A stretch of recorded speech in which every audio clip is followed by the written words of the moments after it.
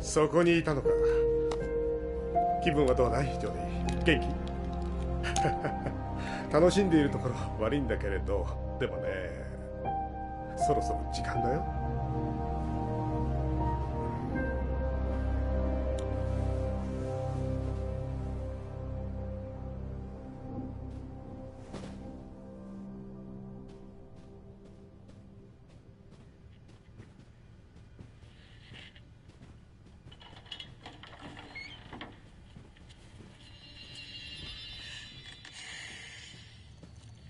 よし、姉さんが待ってるよ。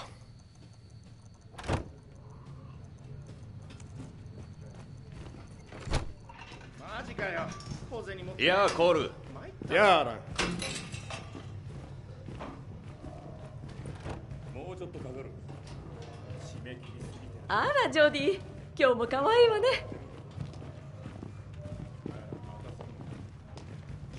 着いたよ。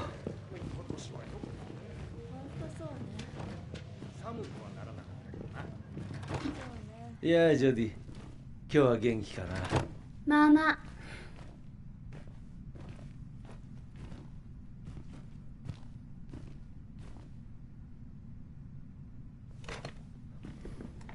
それじゃあこれをかぶるんだよ。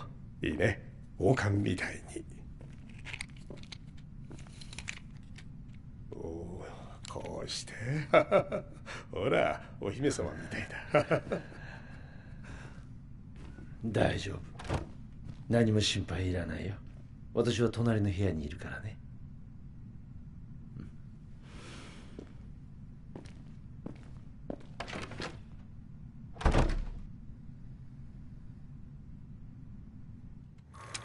ジョディ、聞こえるかい？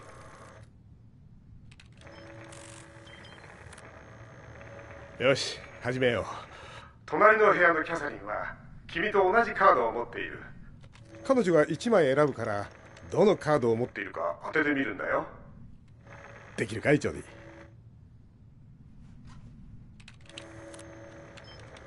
ィ？よし、 OK、 やってみよう。1枚目。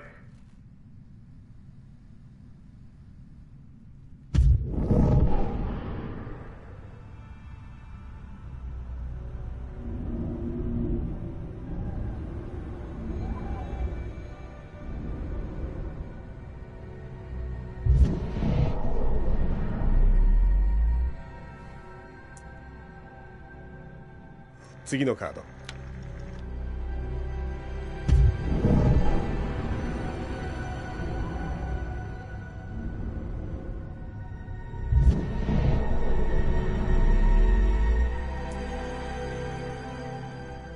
次のカード。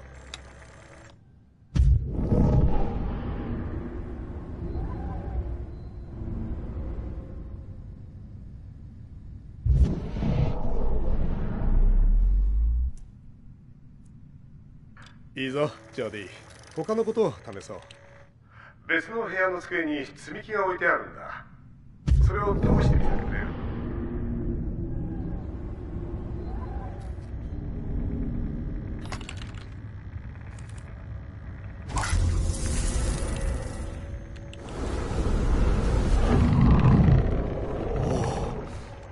感じます？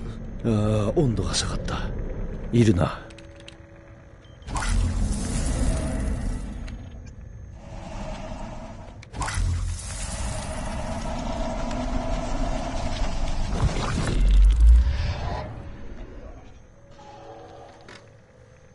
やめてってば。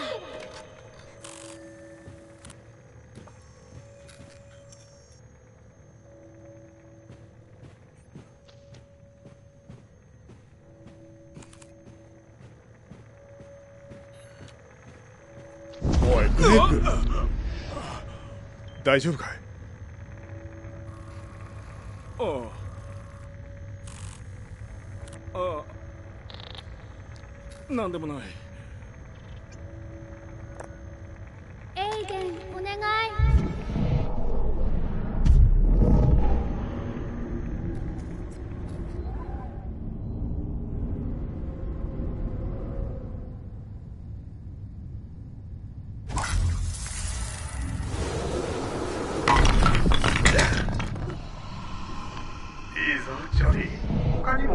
せるかな。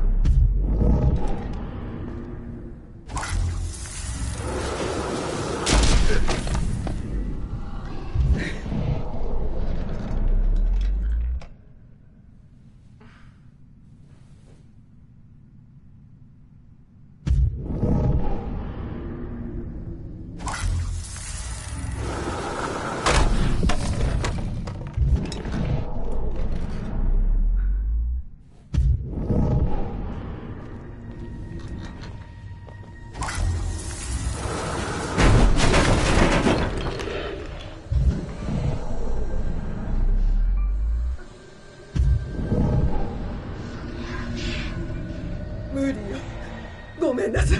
もう無理よ。オッケー、ジョディ、実験はもう終わりだ。行かない。鍵がかかってる。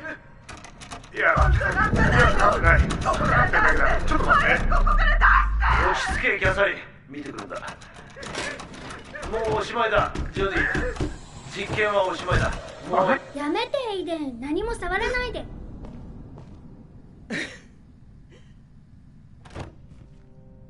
オッケー、ジョディ、実験はもう終わりだ。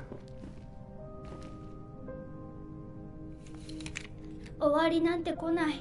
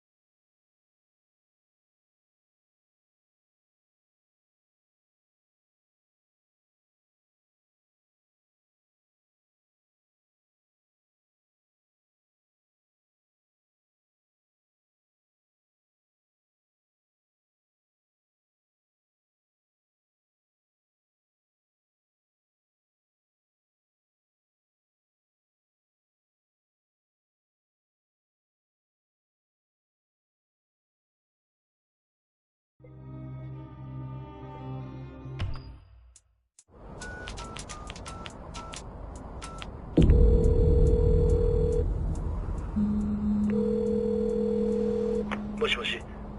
姉さん。ジョディ、今どこだ？奴らが。なんだってジョディ、何があった？疲れたの。すごく疲れた。今どこにいるんだ？すぐに迎えに行くよ、ジョディ。これ以上無理。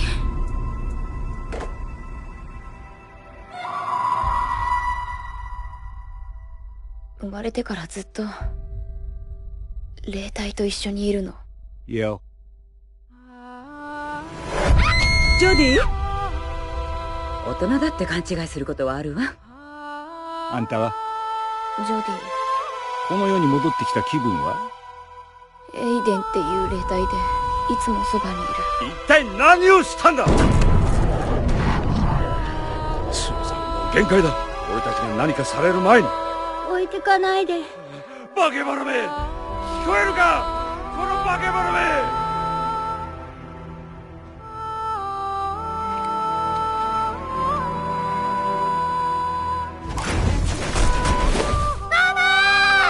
終わったんだよ。じゃあ集中して。人に言えないようなことをしたの。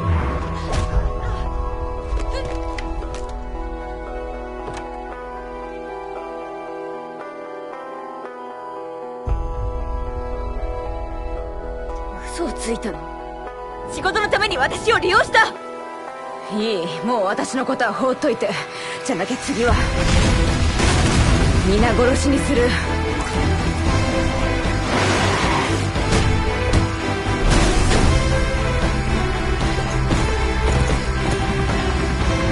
きっとなんとかなる。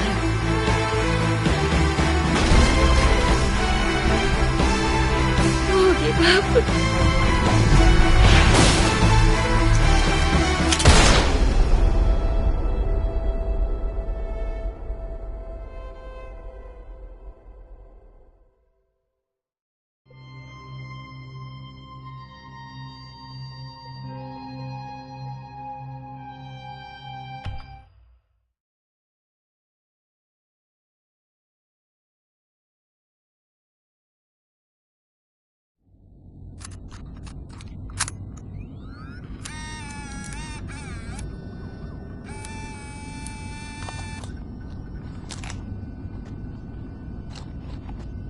Go ahead, take a seat.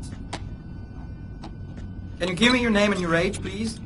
My name is Mary Smith. I'm 24. Have you ever taken any acting lessons, Mary? Not really. I couldn't afford it, but I watch a lot of films, and I learn so much by watching them. Have you shot anything recently? I've had a few bit parts, little things here and there, nothing very serious for the moment. I'm always too tall, too short, wrong hair.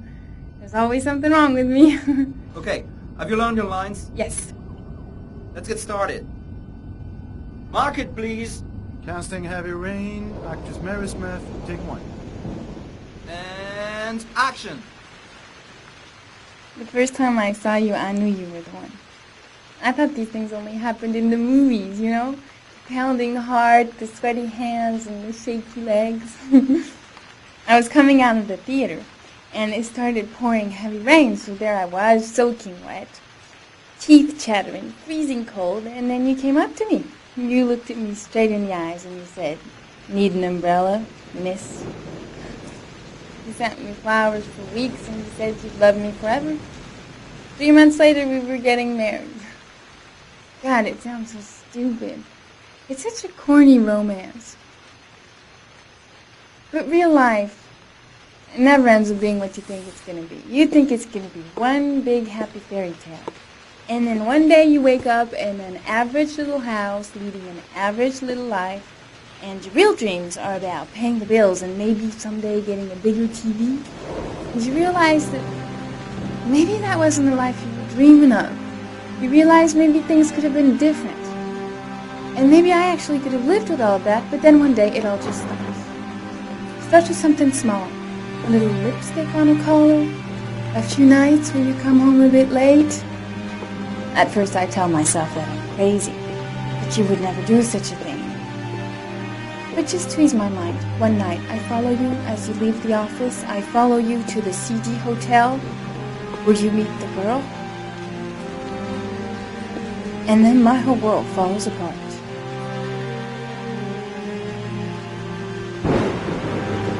I come home and I cry for hours in my kitchen. I get the gun from the drawer in the bedroom, and I tell myself that if this is all that life has to offer me, then I can do without.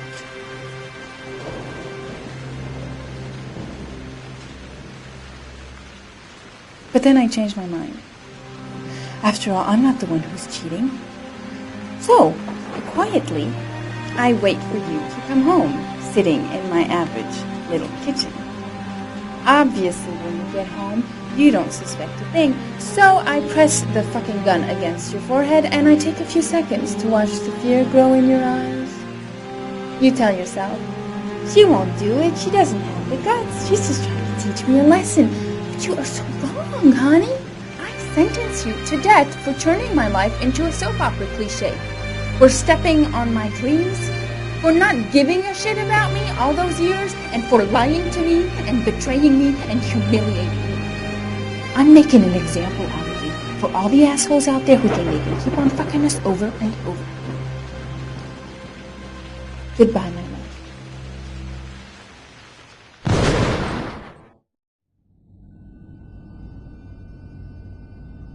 So, how was it? Very nice, very nice. You think I might stand a chance? Someone will get in touch with you and let you know. She wasn't too bad, huh? Doesn't matter, she's too tall for the part. Next!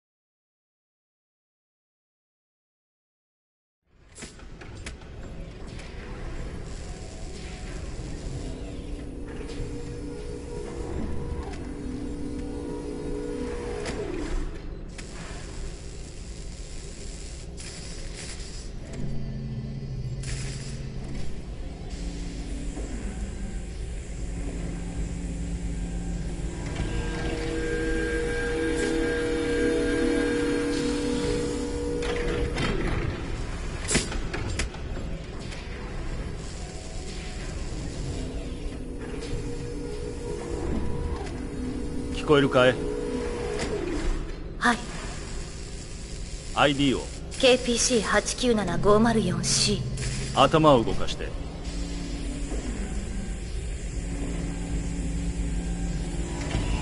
次は目を。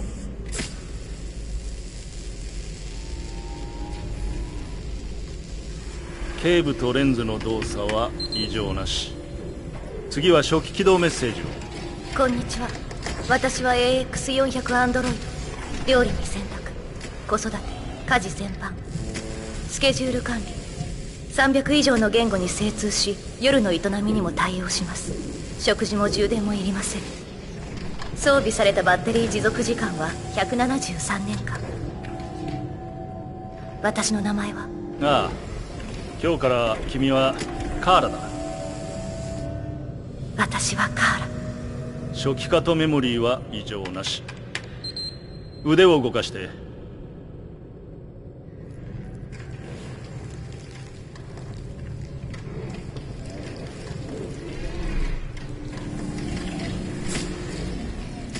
関節機能 OK。ドイツ語で喋って。Ich bin ein AX400 Android dritter Generation, erschaffen als Ihr persönlicher Assistent und intimer Beziehungspartner. フランス語で。Je suis un androïde de troisième génération AX400, conçu pour être votre assistante personnelle et votre partenaire intime. OK。じゃあ日本語で歌ってみて。さくらさくらやよいの空は見渡す限り。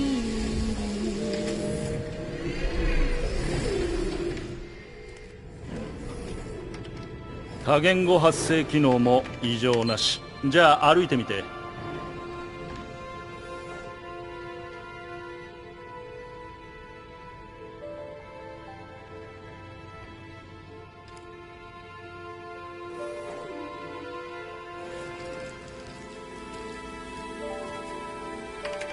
移動制御も正常。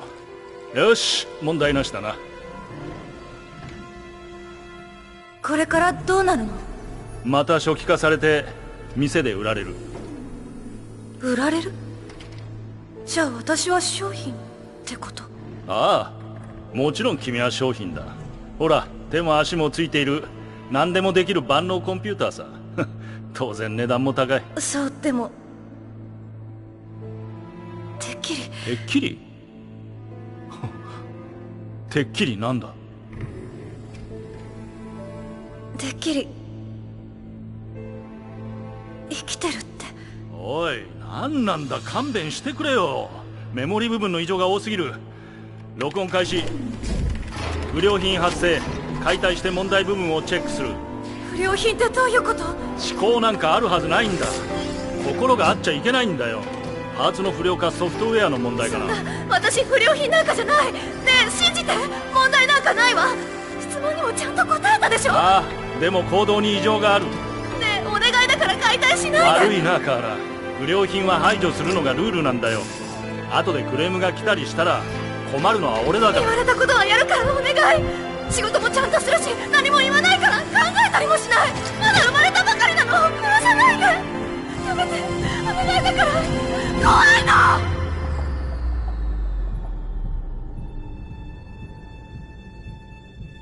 生きていたい。お願い。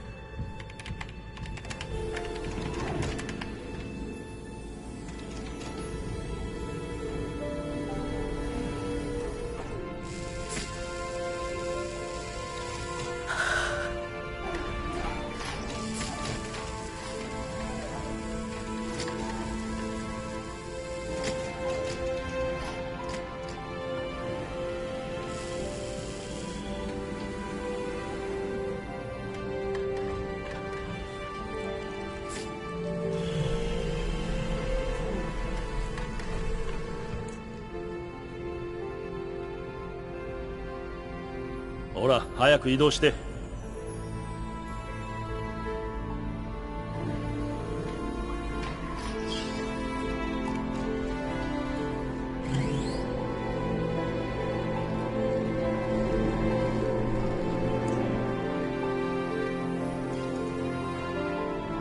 目立つなよ。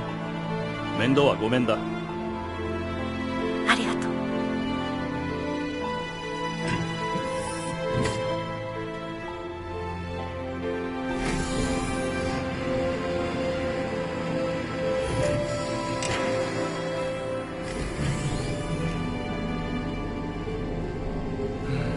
まったく。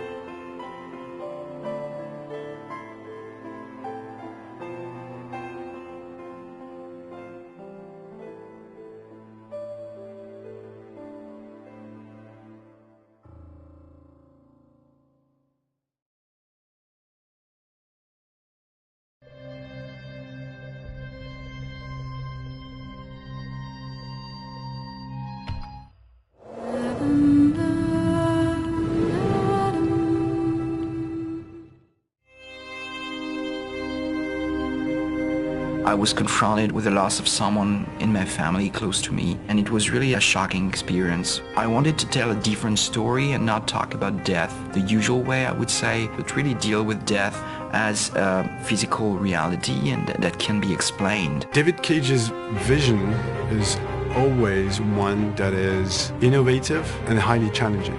So each time we start out on a project, we see those giant mountains in front of us and think, oh my god, how are we going to do that? It took about a year to write Beyond. It was really challenging a collaboration because David is really passionate about writing and he always wants to push the envelope. You know, the concept is huge and there's, you know, incredible action sequences and locations all over the world, but there's also this like beautiful drama within. One of the challenges of doing this is because the player participates in the scenario, the possibilities of where the story goes is fantastic. We ended up with 2,000 pages document and we realized we had a very big project in our hands that would be very challenging to produce. It was a journey, right? Writing Beyond was a journey by itself. I like being around interesting people that are really innovators and are passionate about what they're doing. And I had that sense in how they approached me and what I saw in the design and how they were talking about how they wanted to shoot. It was strange because it felt so foreign to me, because it sort of felt like jumping off a cliff a little bit. Maybe that's just what I did. I just sort of jumped, I guess. It was exciting. You know, it was exciting in the sense that it was unusual for me. Everything was so unusual. I'm a true gamer. When I got the call that I was going to meet David, I was beside myself. When a project is someone's baby and they put so much time and so much heart into it, you really see it And this is such a developed story, and this is going to make you feel and have emotion and go through a journey. So it's something I really want to get into. I think that's the other thing that's so exciting about this game is this female protagonist, not a female protagonist who's like, sorry guys, like has like big boobs and a tank top, you know, and is like running around with a gun. And I feel grateful that I can be involved with playing this female protagonist in this video game. It was really important amount of pages to shoot. In films, usually they shoot about 2 to 3 minutes a day. We had to shoot above 20 minutes. It's been shockingly emotional. You just don't stop. You just go and go and go and go. I've kind of really enjoyed that experience. It's been like weirdly kind of freeing. You walk by the performance capture space, and it looks so tiny. And you look at that and you say, my God, all that stuff happened in that space today. When I say happened, it happened in your imagination and it happened in your intention. But it's a powerful feeling. It's so amazing that this is what I'm getting to do. I can't sleep at night. I go home and I'm just so excited that I'm coming back tomorrow. There's an aspect of motion capture that really skips to the chase and gets down to something very basic about performing. Go back to bed. With Alan and Willem, it's really like driving a Ferrari in a way. You need to be very precise as the pilot because whatever you ask the car to do, you will get it. But because they're so talented, they will give you something that will be fully consistent with the character and that will really bring something that you didn't think of. The pleasure for me as an actor is not interpreting something. It really is serving someone's vision and then making it my vision. And David, you know, is pretty inspiring. David's awesome to work for. I don't think I realized when I signed up for it just like how much of an incredible experience this was going to be as an actor. I mean, I really have nothing other than unbelievable respect for what he's doing, and just for whatever reason, totally just trust him, and just every day, just sort of go for it. Both Alan and Willem came on set with a lot of respect for the project. They really wanted to do the best possible job they could just to serve the project and serve the vision, and I think it's going to make the game much better.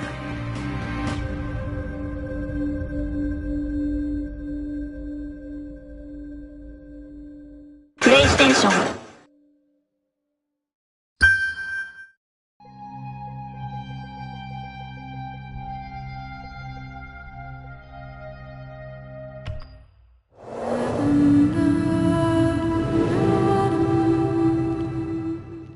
We spent an incredible amount of work on setting character design, because every single detail is crucial to tell this engrossing story. The sets and characters are very diverse, and the story stretches over 15 years. So the challenge for us was to achieve this diversity while keeping an organic look to it all, a visual coherence that makes everything fit together. So we start with a script. It's a really huge Bible describing all the location, the characters, and action sequence. We've done some mood boards. It's a kind of mix between many references. It could be picture, drawing, concept art. The artist's concept must give substance to ideas, and our objective is to give everyone a common document that we will share. There is a first shield that I did like this, and then I made many variations to show how it could react to effects. We grab many pictures, and after that we create what we call pack design. A pack design is a kind of Bible linked to one sequence, one location on one main character. The 3D production is starting from this point, and we can produce internally by the Quantic Dream graphic team, but also with some outsourcing partners. On Beyond, it's quite challenging to design characters because they are based on famous actors. So as to really recognize their faces and their profiles, we use a thorough technical process with complete body scan, higher detailed scans for the face, and a photo shoot which is very precise to have all textures and skin colors of the actors. We just use the 3D scan as reference because scanning someone is not magic. We go to 3D and start building, sculpting the characters. To work on the character emotion, I really lingered over the expression, the eyes, the mouth, the same places that we look when we speak to someone. On each one of these parts, we could put the camera very close and see the pores of the skin, see that there is texture on the whites of the eyes. Our ability to provide careful attention to each detail enables the gamer to focus on emotion and on the actor performance. Nothing's gonna stop me from seeing her. We produced various effects on characters because they needed to react to all the things they go through. It means underlining their sadness with believable tears when they're in distress. They're back. They're all around me. And injuring them when they get into a fight. These elements had to be visible yet subtle in order to avoid caricature. This required close collaboration with the team in charge of lighting in order to correctly highlight these details. Tell them to leave me the fuck alone, because next time, I'll kill everyone. In scenes with bad weather, or when the character goes through natural elements like a river, we must find the right balance between what visually happens in the background, what happens to the character, and even sometimes what can be visible on the camera lens, for example, water flowing on the screen. What was unique is being able to make Jodie evolve. We can follow her through many years, since childhood.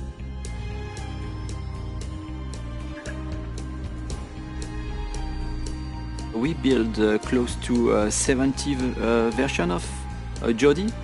She experiences so many moments that we could make her character very distinctive according to the period of her life. We have to propose a particular and different emotion through each version of Jodie. So we spend many time with the artist concept and fashion designer to dress, to see how we could change the haircuts of an actor to make him younger or older in a consistent way. One of the main challenges was to make Jodie look younger. We had very few references, and it was very delicate work because we didn't know if we were getting it right. When we put the trailer online, Ellen came back to us and told us her mother had recognized her at the age of 9. That's the best compliment we can receive as character artists. Hello, Jodie. Come in. In Beyond, we follow mainly Jodie and also our close relation, for instance, Dawkins. I thought it would be a good idea for us to have a little chat, get to know each other a little better. We can see him growing and reaching maturity. He begins as a laboratory scientist and he finishes by directing a whole department. We wanted to give him a paternalistic side with Jodie, and at the end, an authoritarian aspect. There are more than 300 characters in the game. Once we created a digital double like the one of Ellen or Willem, if others are not as good, we will see it immediately. So there was a considerable effort to bring all the characters of the game at the same level than the main characters. لك حد انقذتي حياتي لن أنسى فعلك هذا أبدا. The highlight of Beyond was to go through an epic journey with Jodie, spanning 80 different set pieces.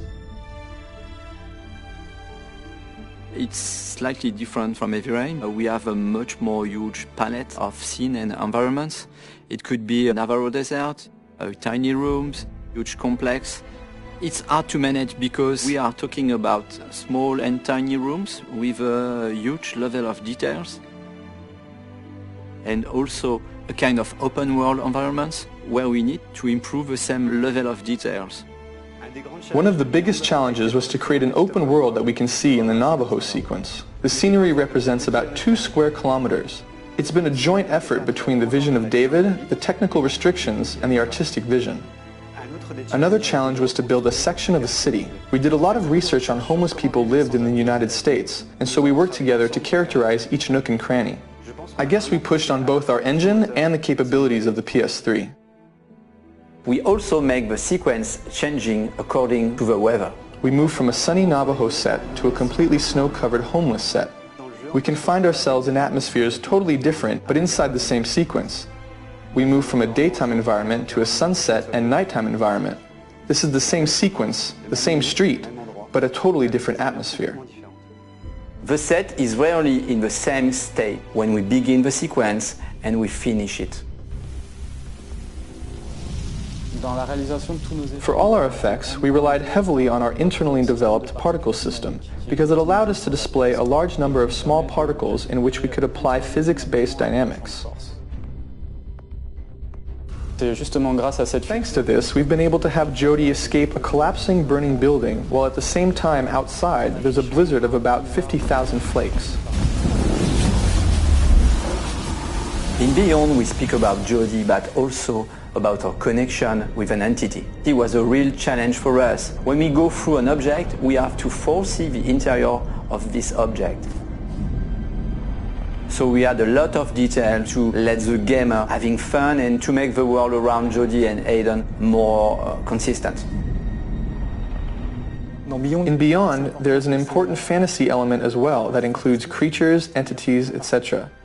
In the beginning, we thought about something quite marine, but with an aquatic creature, it was almost too real. So we changed our idea towards something more polluting, more dark. Entities don't really have defined shapes, but however, they are very frightening. Imagining and creating the infraworld was also a great challenge. We had to think of a plausible, aesthetic way of representing what lies beyond. Souls disintegrating and taking shape again, for instance. Beyond is a very challenging project. Everybody in the team tried to push hard the limits of the PS3 just to be able to recreate this journey in the life of Jodie Holmes.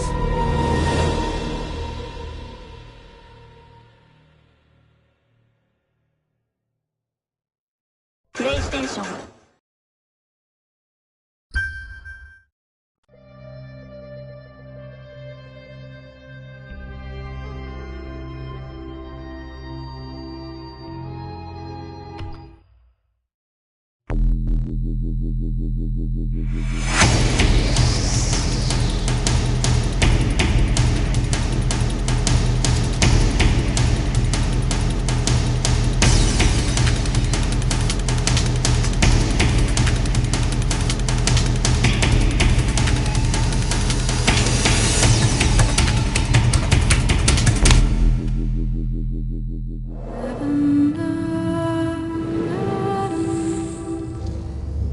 Every second of movement you see in Beyond is motion capture, ranging from simple in-game motions, walking, turning, all the way to stunts, fights, full-person fights on train roofs, to performance capture, to full facial and body capture at the same time. It's not your call, Aiden.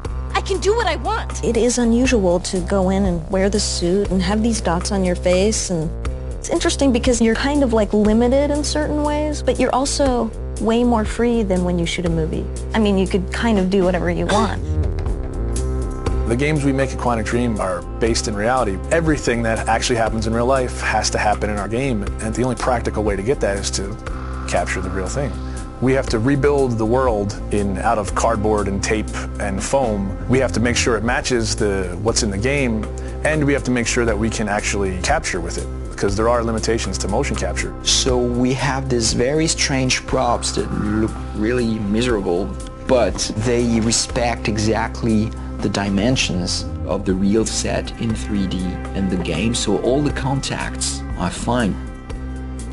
We can't use a car door in motion capture because it's shiny and it's really heavy. We can't see through it, so we have to build the approximate of a car door, but it has to at least have some of the real properties of a car door, because just closing a cardboard doesn't play the same as a real car door. You're in a car, and it's this ridiculous-looking thing made out of 2x4s with a, steering wheel. I'm a guy that likes to, when I'm going through a casual environment, I like to have my hands in my pocket. Well, your performance capture suit doesn't have pockets. So we created these Velcro straps that became my pockets that I would have something to put my hands in. It's like pure imagination. Not just the fact that you're, shooting a scene in a submarine. Cool! I was sure you'd love that. Or you're getting briefed about this intense mission that you're about to go on in Somalia. Jamal Sheikh Sharif. Literally, it's like being a 7-year-old with your best friend and you're pretending that the world's gonna end and the bad guys are coming and we have to jump from couch to couch and avoid the lava. I think that's also what makes it challenging, but also really incredible and like raw. Everything becomes kind of bare and essential, but also it's sort of disturbing sometimes. When you're eating in a scene and say we're eating pizza, it's like a little piece of triangle cardboard that, thank God, says pizza on it, or else I would not know what it is. We built the helicopter where there is this very intense dialogue between Jodie and Clayton. So everything was on wheels and we were moving the helicopter. Because I trusted you! Performance capture, it's digital acting. The trickiest part of performance capture is the preparation. It's getting people ready to perform. Depending on how many actors you have, it takes a while to put the 90+ markers on the face. They all have to be placed specifically for them to work right on the rig. So you have 88 dots, these beads all over your face. Not only that, but you got all these hard ball-like Velcro things all over your body as well. It's going to pose a little bit of a challenge. I mean... All these little balls. Oh, fuck! I got like 10 bruises in my arm. Everything's very refined because they want to have a vocabulary to play with. So you try to be the material. You try to give them as much as you can. In our game, we have dozens of hours of animation. Capturing everything demanded an enormous amount of focus of the team to shoot almost every day during 1 year.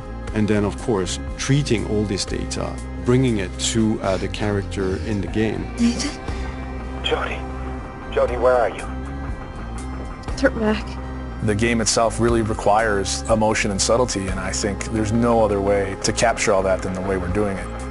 You know, they rely on each other. We couldn't get this performance without performance capture, and it wouldn't be worth getting unless it was from these people. It's a really great mix of technology and talent.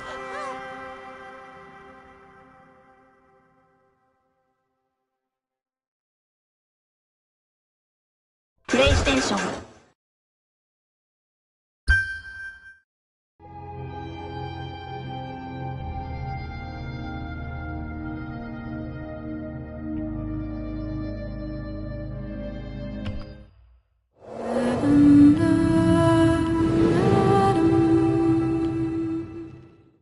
Quantic Dream has always been about creating interactive experiences that have emotion at their core. It's about telling the story of characters and giving the player the possibility through their actions to change the way the story unfolds. When I write my script, I have an idea of how I want the story to be played. So we try to render David's idea into a game and see with him if it matches what he had in mind. In case it doesn't, we go back to the writing stage and keep working until the result perfectly matches David's vision. What we try to do in Beyond is really an intuitive and immersive experience. So we created a very discreet user interface with only white dots on screen and very simple controls.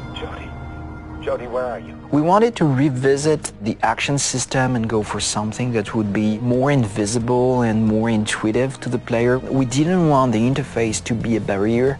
We wanted the player to focus on what he's doing on screen and not on how to do it. Ideally, the player will forget that he has a controller in his hand and will just jump into the screen. One of the major revolutions in Beyond is the way Jodie Holmes moves. Depending on the context, depending on your emotional state, you see the character of Jodie moving differently, walking differently, looking around differently.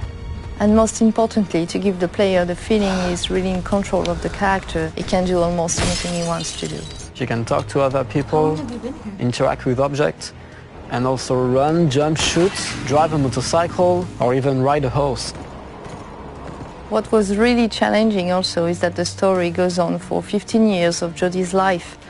When Jodie's a kid, for instance, you can do different things than when she's a teenager or an adult. Giving this much animation to a character, it's really new. It has never been done to that extent, and it really makes the character come alive like never before.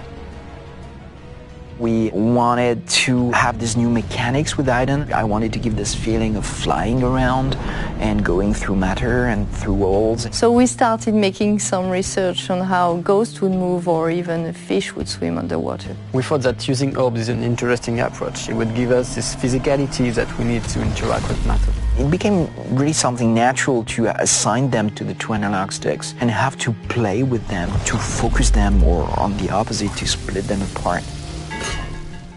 During the process of this production, we made what we call user tests. You just watch people playing and you see where they succeed, where they fail.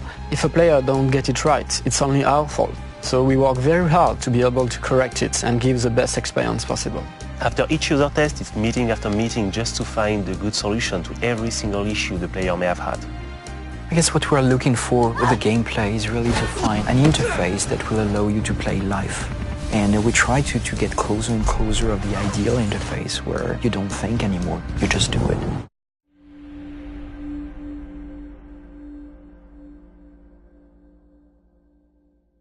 PlayStation.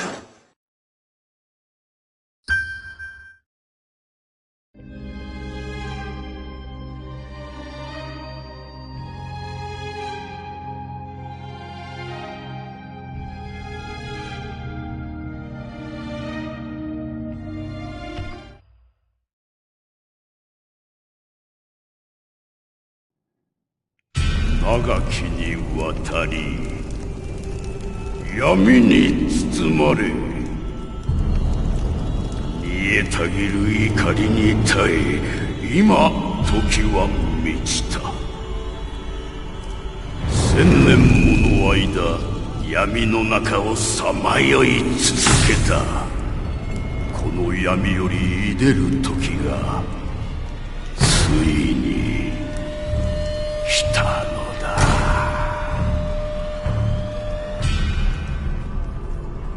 今日この闇のザタムの怒りがついに放たれる。我が怒りはかの大国アラジール帝国さえも灰と化し、世界は混沌と闇に包まれ恐怖と絶望で震え上がるだろう。私に歯向かった愚かな者どもよ、その命尽きるまで我が報いを受け永遠の地獄を味わえ。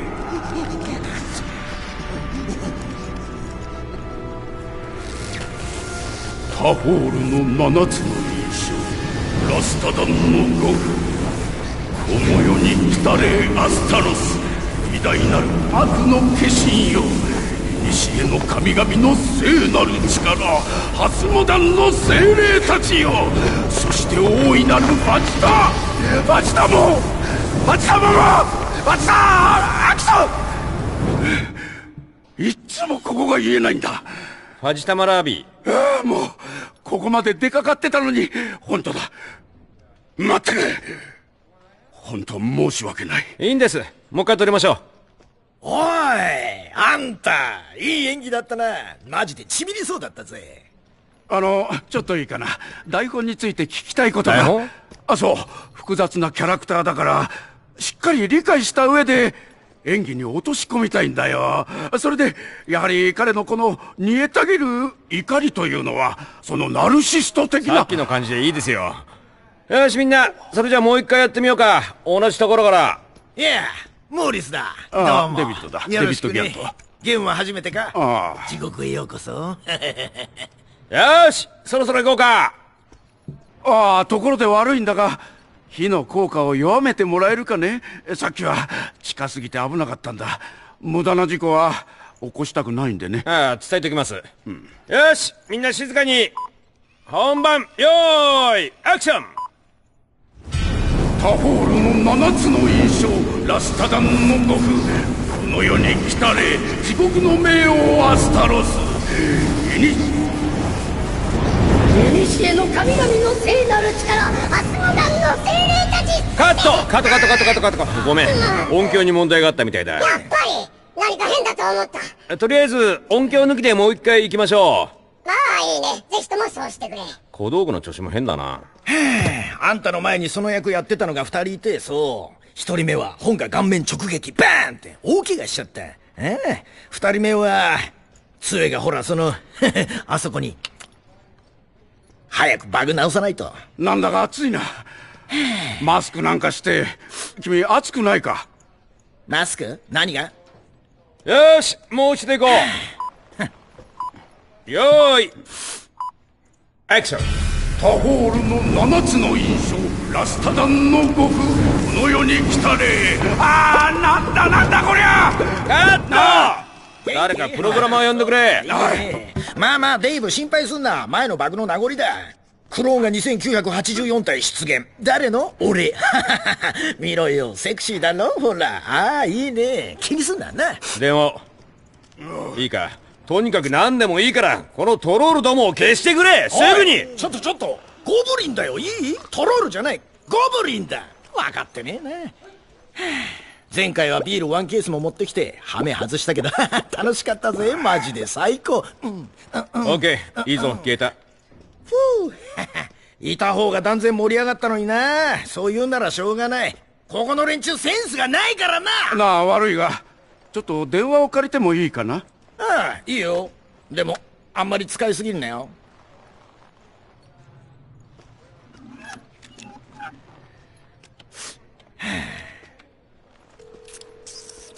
ウィリアムか。ああ、そう、デビッドだ。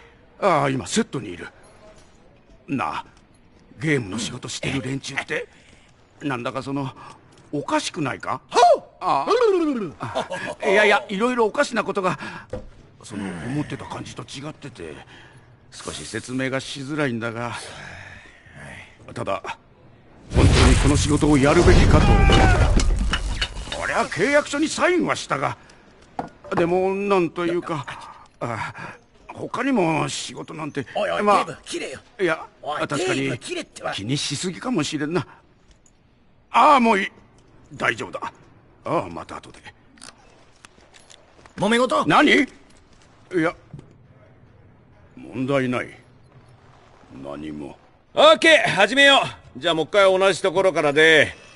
よーいアクション。冥王アスタロスよ、今こそそなたの辛くなる軍団を引き連れ我が燃えてる？やっちゃった。ごめん。そう。有名歌手も同じ目にあったって知ってる？やったじゃん。これであんたも伝説だ。言ったはずだぞ。火を使う特殊効果にはくれぐれも気をつけろって。ほんとすみません。こんなこと初めてで。それでこの次はどこをやるんだ？もう一回同じところから行ってもいいですかね？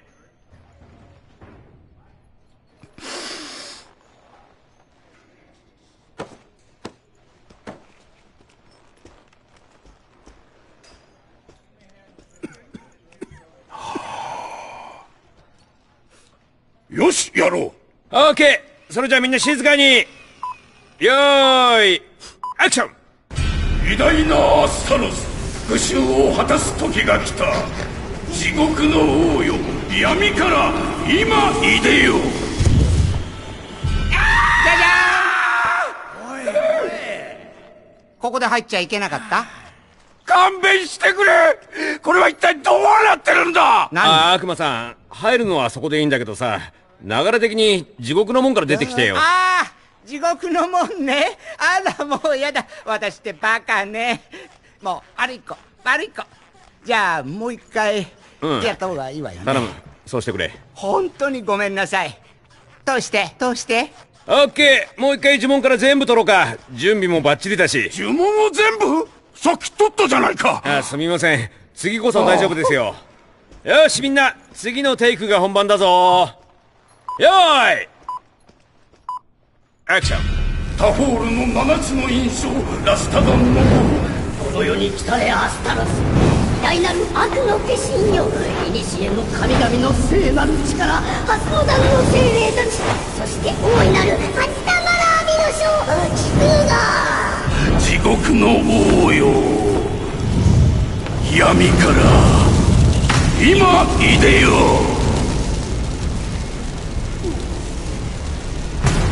我が輩を呼んだのは貴様か。望みは何だ？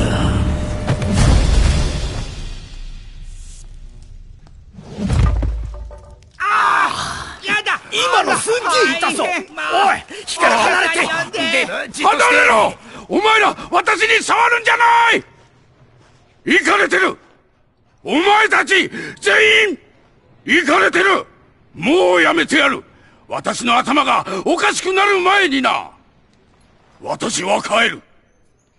せいぜい私抜きで頑張るんだな。ちょっと待ってくださいよ、デビッドさん。あなたがいないとストーリーが。そんなこと私の知ったことか。ゲームなんてもうたくさんだ。わお。あらまあ。マジ？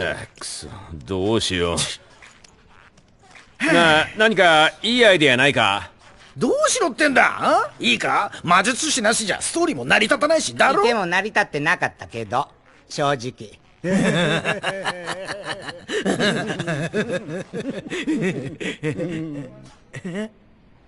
何？じゃあ。いや、ダメだ。ダメ。あら、いいでしょ？いや、ダメ。絶対嫌だ。俺はやらない。やめろ。決まりだ。フレッド、これでいこう。この世に来たれアスタロス、偉大なる悪の化身よ。聞くようだ。地獄の王よ、闇から今いでよ。我が輩を呼んだのは貴様か。望みは何ザタム何？お前の好き放題にさせるとでも思ったか？おい、やっぱり何か変だと思った。お前はただの駒に過ぎない闇の魔術師よ。今こそお前を深い闇に再び送り戻してくれよ。勘弁してくれ。これは一体どうなってるんだ。うわ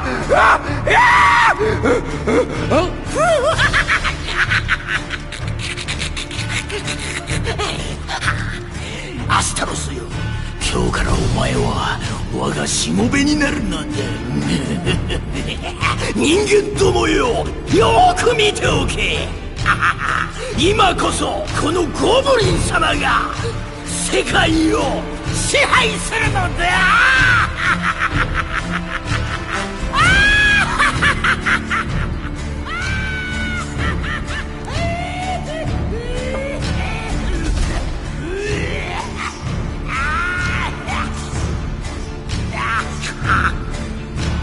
くそ、タバコやめなきゃ。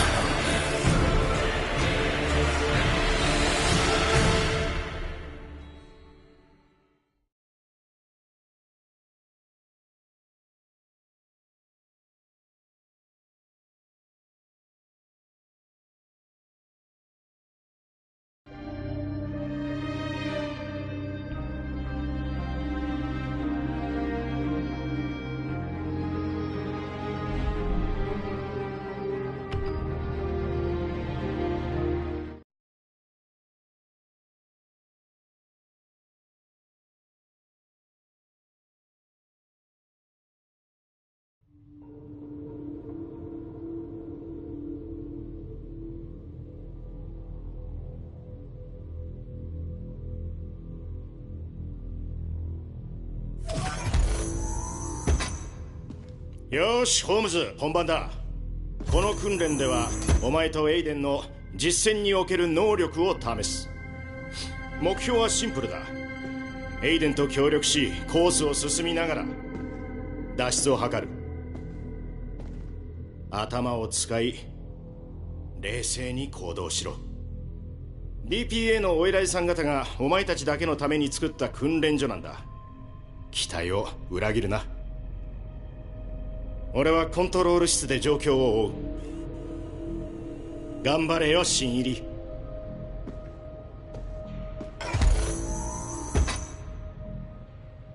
おい、ジョディ、見せてやれ。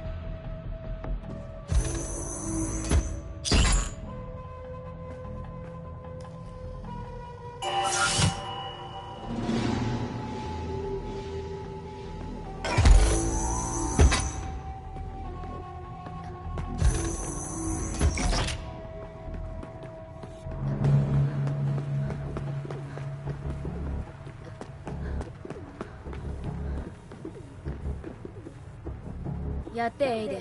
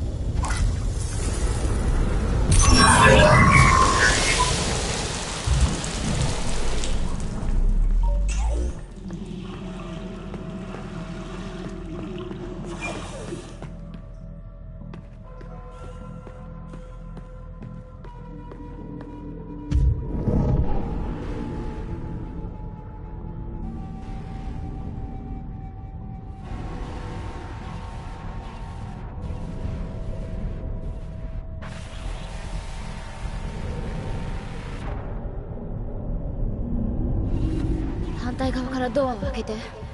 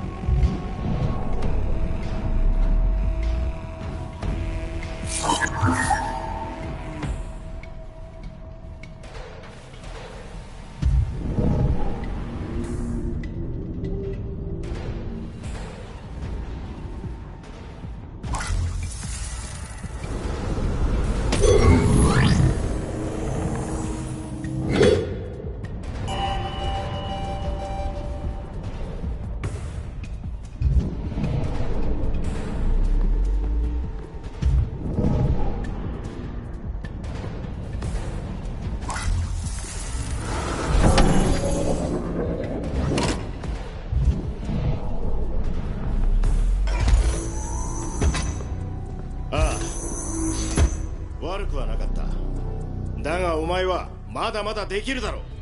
時間がかかりすぎだ。素早く動いて瞬時に判断するんだ。底力を見せてみろ。さあもう一回だ。